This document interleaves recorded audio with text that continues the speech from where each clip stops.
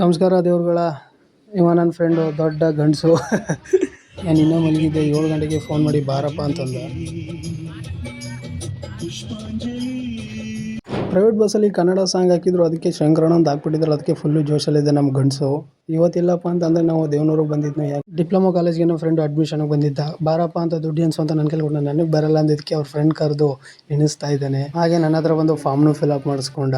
ಬಾರಪ್ಪ ಅಂತ ಅಂದ್ಕೊಂಡು ಇಲ್ಲಿ ಅಡ್ಮಿಷನ್ ಆಗೋಕ್ಕೆ ಹೊರಟೇ ಬಿಟ್ನು. ಅಲ್ಲೊಂದು ಸ್ವಲ್ಪ ಜನ ಇದ್ರು. ಹಾಗೆ ಅಡ್ಮಿಷನ್ ಹೇಗೋ ಮಾಡಿಕೊಂಡು ನಾನೊಬ್ಬ ಮಾತ್ರ ಎಕ್ಸಿಟ್ ಆದೆ. ಯಾಕೆಂದರೆ ನಮ್ಮ ಫ್ರೆಂಡ್ ಇಲ್ಲಿ ಮಾತಾಡ್ತಾ ಇದ್ದಾನೆ ಯಾವುದೋ ಹುಡುಗಿ ಜೊತೆ.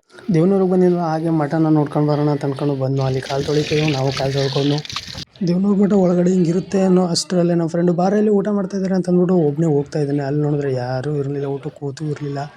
ಬಾಗ್ಲಾಕಿದ್ರು, ಹಾಗೆ ಒಳಗಡೆ ಹೋಗಲಿಲ್ಲ. ಹಾಗೆ ಪ್ರೈವೇಟ್ ಬಸ್ ಬರೋದನ್ನ ಲೇಟ್ ಆಗುತ್ತೆ ಅಂತ ಅಂದ್ಬಿಟ್ಟು ನಮ್ಮ ಫ್ರೆಂಡು ರೋಡಲ್ಲಿ ಕರ್ಕೊಂಡು ಬರ್ತಾ ಇದ್ದಾನೆ. ಯಾರಪ್ಪ ಸಿಕ್ಕಿದ್ರು. ಹಾಗೆ ಹೈವೇ ರೋಡ್ ತನಕ ಬಿಟ್ಟರು. ಊರಿಗೆ ಹೋಗೋಕ್ಕೆ ಬಸ್ ಬಂತು. ವೀಡಿಯೋನು ಎಕ್ಸಿಟ್ ಆಯಿತು.